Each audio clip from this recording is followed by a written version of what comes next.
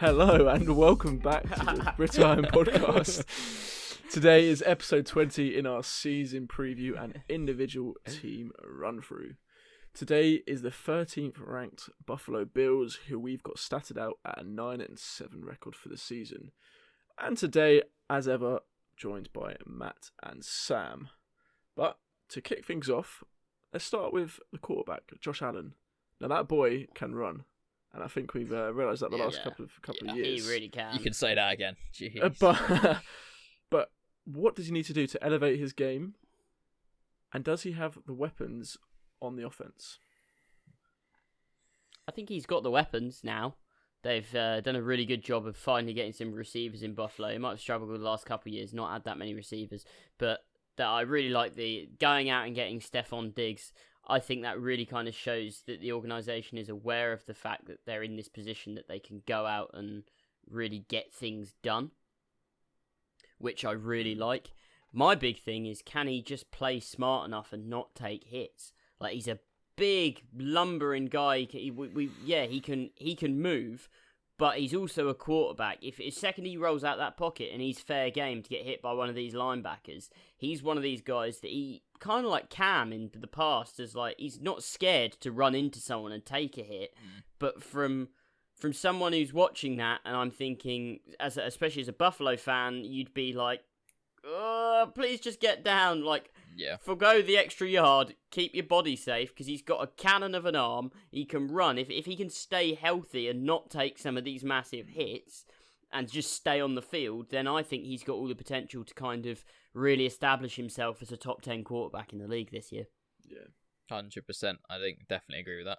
I think the interesting thing for me is maybe on the side of what you're saying about getting down from hits, maybe being a little bit more careful in that regard.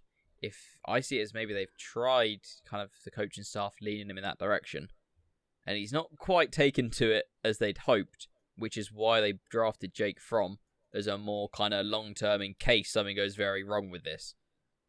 I just think it's a kind of a slightly odd pick because they're not similar. They don't play in a similar style. It's not like they're kind of bringing in someone who can fill in. They're actually very opposing styles. Exactly. Jake Fromm's a bit of a check down guy, and he takes the easy pass, and he doesn't exactly throw a particularly nice deep ball. Doesn't have a cannon of an arm in the same way that Josh Allen does. So they do play opposing styles, which is why I was a bit surprised when he ended up going to the Bills in this year's draft. Yeah, but what I think it might be is that they're giving this style a go. With a gunslinger, he's going to run about. He's got a cannon of an arm on him. But there is a lot of risk that comes with that. If that doesn't start to pay off, but they're building a potentially championship caliber defense there that I think is going to build and become, and already is to an extent, a bit of a monster. I think it's got room to grow still. They're starting to do a good running back room that's with some young talent in it that they might not have to pay for a few years yet. They're starting to build a wide receiver core, and quietly they've got some serviceable tight ends there. Especially Dawson Knox is a guy that I think. Oh, what a guy! I know James would love that one. He can play. So what I think they might be doing is, if it doesn't work out with the more kind of showy, exciting style of Josh Allen, and he either gets hurt or the running starts to not be as serviceable, and the slight inconsistencies when he's throwing it. If he has a bit of an off year, almost like a Baker-esque kind of situation, they've got another option kind of waiting in the wings that they can start developing, and almost at the blink of an eye change the identity of this team to be one that has a guy who can manage a game, be a pocket passer, not necessarily have to drive the ball as hard, but kind of play off of the defense. So that's why for me, it's an odd pick. It's almost like you're kind of setting your franchise up to come to a fork in the road at some point within maybe the next 2 years, 2-3 years, and have to kind of make a bit of a call. So it's an odd one, but I kind of like what they're doing. Weirdly, I kind of like it. Yeah. As once I got over the initial shock of the pick, I was like, oh, yeah, I like this. I mean, I'm not that high on Jake Fromm coming out at the next level. I think he's a very, very good college quarterback, and he had a lot of success in Georgia, but I could never really see him projecting very well to the next level. I think the telling thing for this Bills team is I think we all think they're going to be there in January. I think this is probably their division. it's their division to lose at this point. Even with Cam coming into New England, I think this defense is, like Matt said, is a championship caliber defense. And the real question, the real crux of all of this is, can they perform when they get into a game in January?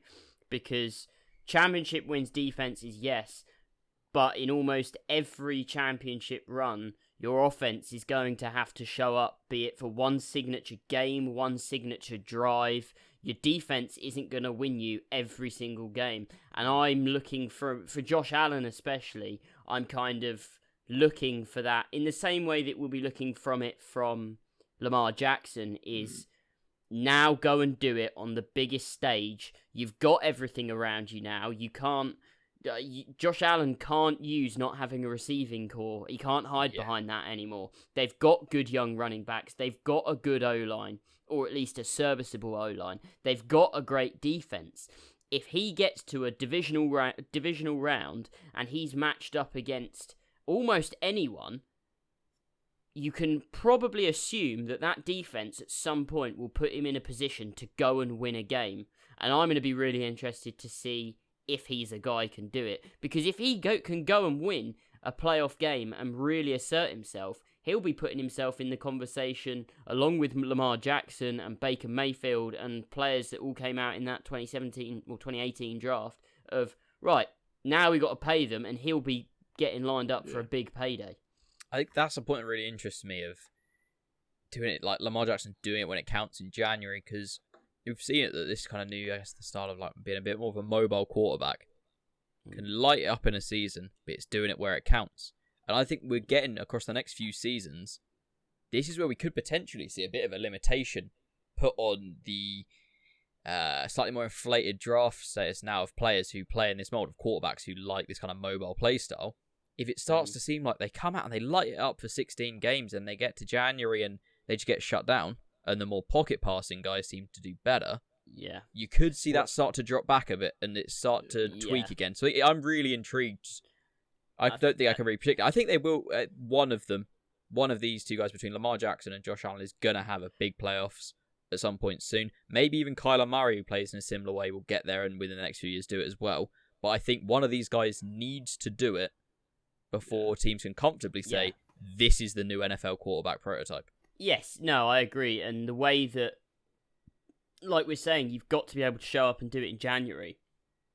If you get to the divisional round, or you go, say the Bills have a wonder and you get to the Super Bowl and you're facing off like that Niners defense, will be able to shut down a mobile quarterback. I have very few concerns around that, especially after getting burned by Mahomes, and Mahomes had a run in the Super Bowl this year that they probably should have stopped. Like, we know it can be done, but when you come up against the better defenses and the better defensive schemers, if you rely too heavily on a quarterback who uses his legs and that gets schemed out of the game and they're not as comfortable just dink and dunking out the pocket and playing slightly more traditionally, then that's where you hit problems. So I will be interested to see if in January Josh Allen can show up and really live up to what he was drafted to be, which is a real franchise cornerstone. Yeah, what you said there about the playoffs resonates with me as a Ravens fan. Lamar Jackson the last 2 seasons, Exactly. Slowly we're getting further and further, but it's, heartbreaking so far. You come off a season like that, and Lamar Jackson's young and everything, but I mean, if Lamar Jackson was 5 years older, he'd had a season like that. I mean, look at Philip. How many teams has Philip Rivers led to 14-2, 12-4 records? He makes it to the playoffs, and then he's never made it to the big game. And people will always look back on Philip Rivers, and that'll be his Hall of Fame argument. Is but he never made it to the big game, and he never did it when the stage was brightest. They never will. Well, I mean, hopefully Josh Allen won't be in that category. I've got high hopes for him. Fingers crossed. I think he can do it. And we mentioned the weapons as well. Maybe we should touch on that wide receiver room, which I know I quite like it, to be fair. It's a few older guys, granted, but I think it works. You know, Stephon Diggs, Cole Beasley, and John Brown in particular, 3 names that scream out to me. John Brown's a guy I quite liked when he was at the Ravens, and I think he had a very good year last year as well. In fact, I've even got on my fantasy team. I've had the last 2 years on fantasy, so I'm very high on him. And the other 2, you know, speak for themselves, particularly Diggs. What do you guys make of this sort of wide receiver room and class, I guess you could say? I really like it. I think it's compared to what it's been in past years, where you were sort of looking for that piece, almost like the cherry on the top of it, like in terms of them receiving threats, as just someone that's going to go out and potentially draw like double coverage and things like that, and really kind of give a bit more of a space and kind of something to play around. You've now got that in Stephon Diggs.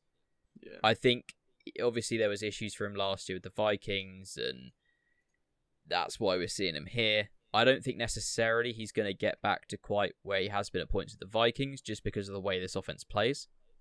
But I think he is going to have a bounce back, and he's going to be more relevant and have a better year than he did last year. And I think it's just going to create some space for, sort of, you said, Cole Beasley, John Brown, to kind of be supplementary pieces to this offense behind the run game, to really like just give that bit where they can maybe start to especially capitalize on the big arm of the quarterback of Josh Allen, and just create some space and just they've got that something. They've got that elite talent, that almost superstar receiver name now, to really draw some attention.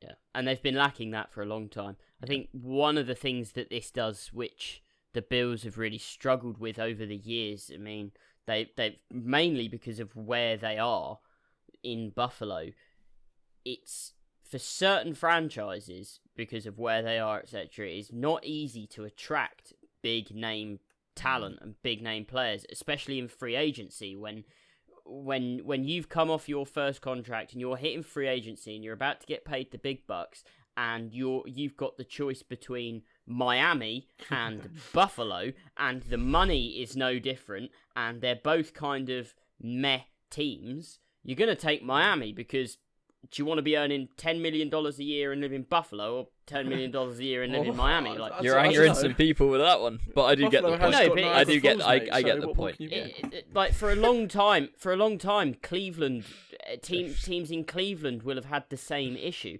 And unless you're a team that's kind of on the verge of going and winning a Super Bowl, it's going to be hard to attract those stars. And the fact that the front office went out and aggressively attained one of these superstar wide receivers, and they put so much talent on this team, I think will make it for the next 3 or 4 years at least, will make it a much more interesting prospect for free agents to not just go, oh, I'm not playing in Buffalo, because it's a thing. It's well documented. People don't want to play in Buffalo.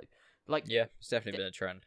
There are interviews with Jim Kelly, their Hall of Famer quarterback, who took them to 4 Super Bowls, and he was basically saying when he was originally drafted to play there, he was like, I'm not going there. I'm not playing in Buffalo. Yeah. I'm not doing it because it's awful. Oh, it's not that. I know that's a quote, but it's not that bad. But it's one of those places that people don't necessarily want to go and stand in the... Like, you'd much rather be training in California than Buffalo. So I think having these star names will make it a much more attractive spot for free agents, which in turn makes the team slightly better. And I really like what the front office has done. And I think this is a team with tremendous upside. And if they can 100%. if they can kind of hit that defensive groove towards the back of the season, and similar to what I think Pittsburgh can be, get to the playoffs, and then it's a new season every week, one game at a time. And I think they're a team that on their day can beat anyone in the NFL because the defense is that good. Yeah, certainly. And just on Buffalo, I mean, they always seem to have that snowy game every single year. But as a fan, that's always one I love to watch. So, Buffalo ain't all that bad, Sam. That's all I'm saying. It's got Niagara Falls, like I mentioned, and it can't be a bit Niagara Falls. It's pretty nippy though. It's pretty nippy. It is cold, but if you can handle it, it's a lovely place to be. Yeah. However, another lovely place to be, the running back room, or as I like to call it, the Christian Wade room. Oh God! Because he is the future of this franchise, perhaps. His aunt is a lovely woman. Exactly, His aunt is a very lovely woman. Personal friend of ours. Well, I'll go Sam's. that far. That's a stretch. But I mean, yeah, Christian Wade is in that room, and obviously, as British fans, that is something we're really excited for. You know, when he scored that touchdown 100%. last year, that was I incredible. mean, that was electric, wasn't It it? was That's great, like, huge great moment. play, and he almost had a second one as well. Big I stepping think stone. Yeah, exactly. So I'm excited to see how he fares. However, maybe you're more the side of players that definitely will play this year. And Devin Singletary. Sam, what do you make of this guy? He's ready for a massive year. Ooh. He really is. He doesn't have. Was it Frank Gore was there last year? Mm-hmm. Yeah. Yep. So Frank Gore is. I mean, he's probably going to play in the NFL for another 400 years. So he's always there, and he's always been efficient with carries, and he takes carries away. So I think Singletary is ready to be the unquestioned number one running back in a system that wants to give the running back a lot of carries, and I think he's ready for it. I think he's going to be massive for fantasy. I think he's going to be very productive. But I don't think, as I probably don't want to take words out of Matt's mouth, but I actually don't think he's the only running back of value on this team. I think this is one of the few teams in the league that are going to want to run the ball so much that I think Zach Moss is a quiet, could have some quiet value, and I really like this running back room. I think you got two or three guys in there that could all have relevance in various forms of fantasy, and I think they're going to score a lot of points. Because, like we said, they're going to want to run the ball a lot. Yeah, I agree with everything you said there. It's a great running back room. It's one that fits the system, and it's a perfect system to have to be a running back in, I think. Singletary, it's all there for him to really take a massive step this year. There's two concerns on that for me. One is, can he stay healthy for the whole year? Obviously, a little bit of an issue with that last year, and that he needs to do that if maybe this is more of a fantasy kind of take on it, but to be one of those top guys and a properly productive guy, you need to see him playing arguably the whole season. The other thing is, although Frank Gore's gone, the distribution of carries may not change, and you may need to still keep an eye out for Zach Moss quietly stealing a lot of the goal line, red zone sort of work, which seemed to be a trend last season. Maybe that's just because it's Frank Gore. We'll have to wait and see. But there's a slight risk here for me with Singletary. And it's actually, I think, why I've been quite liking in some drafts taking Zach Moss quite a bit later on. He seems to be being quite forgotten for a guy that could, at some points, have good flex value if he really does take a goal line role here. So I think, for me, I will not argue that Devin Singletary should be a very good running back this year. There's just a couple of little things nibbling at his heels that could cause that to be a bit more of a difficult prediction than it should be.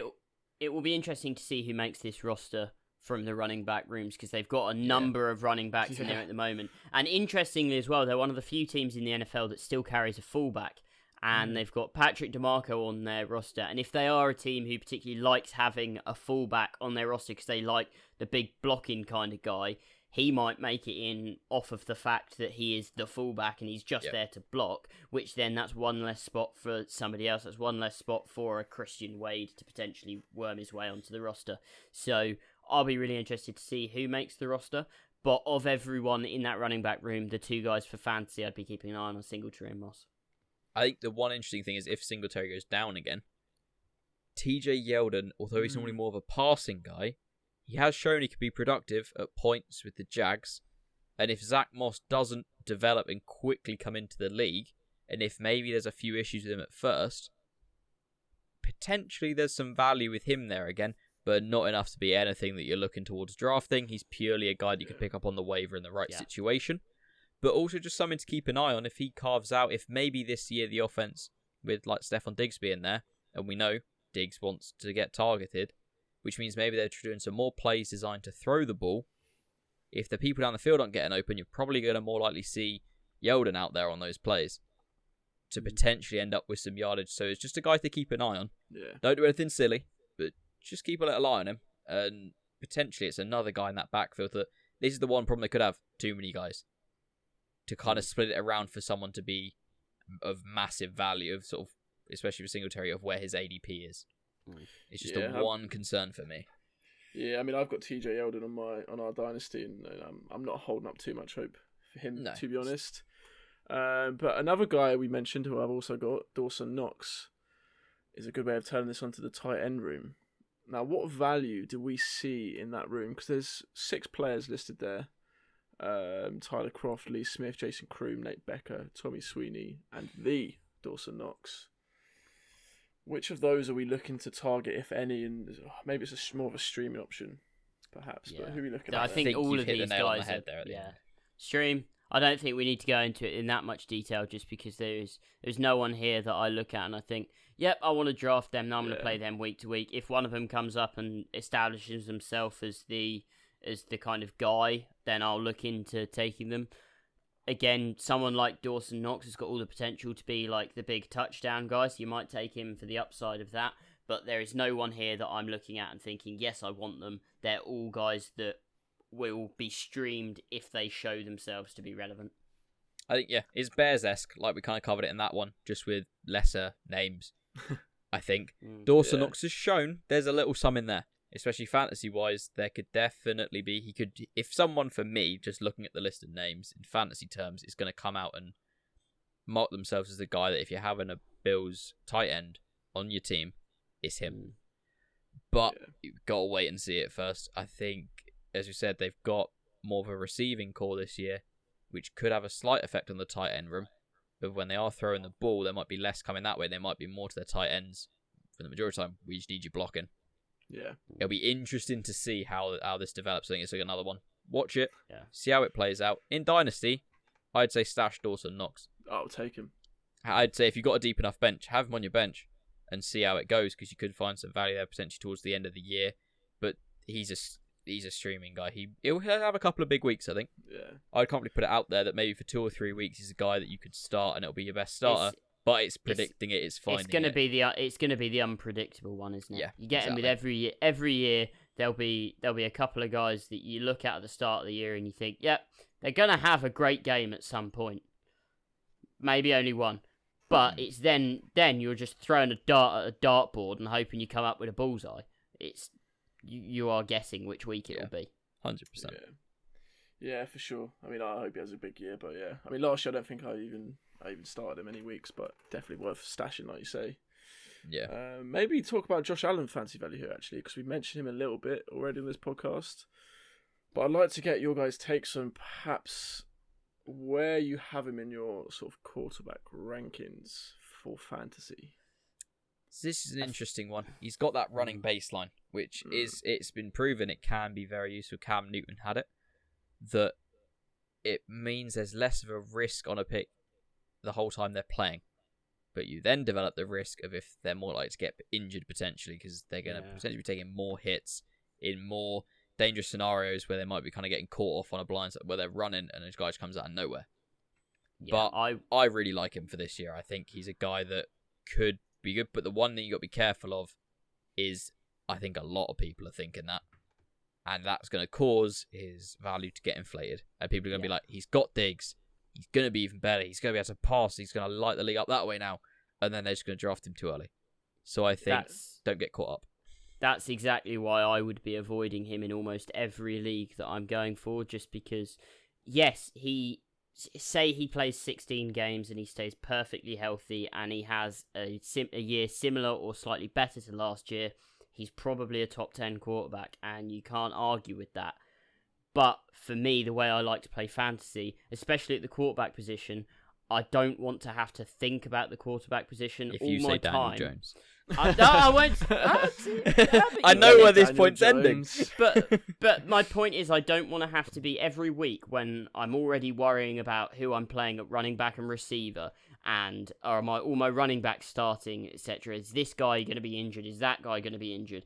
I don't want to have to worry about my quarterback. Now, with a lot of the other running quarterbacks in the league, Lamar Jackson, Russell Wilson, and Kyler Murray especially are two brilliant at it. They get down and they avoid hits, and they're very good at that.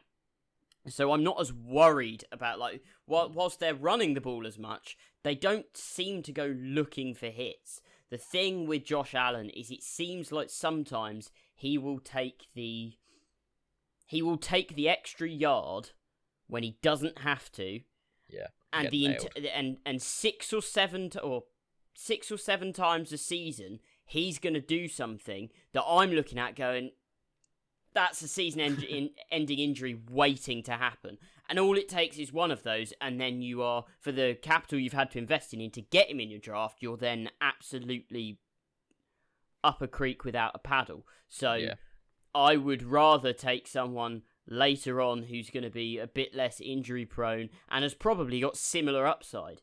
Someone like maybe Daniel Jones, who is going to be a surefire quarterback one. So I think if for you can me mention him, I don't want to mention Bashar Perriman. Oh God, here we go. Going forward for these episodes. Here we go. You look at you.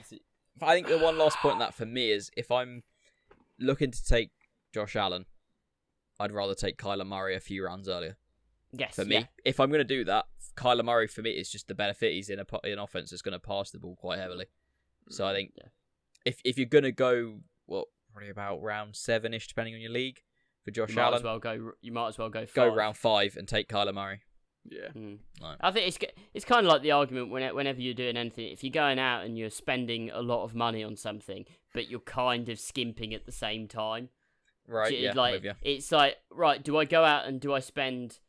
I don't know. Do I spend £500 on a pair of skis, or when I know that for only another 150 I'll get something that much better? So you'd rather go out and spend big money and get the premium rather than spend just a little bit less to get like the cheap Chinese knockoff.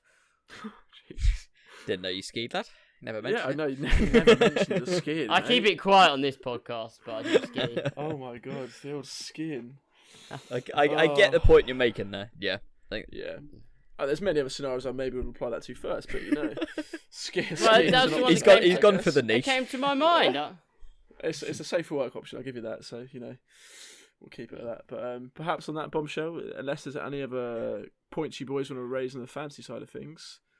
I think we've covered pretty much everything. Sweet. I believe that's all we've got time for today then. So as ever, be sure to head over to YouTube and check us out. Go like, comment, and subscribe. Also, we're on Instagram and Twitter under @TheBritIron. Got a lot of good content on there for you guys to check out.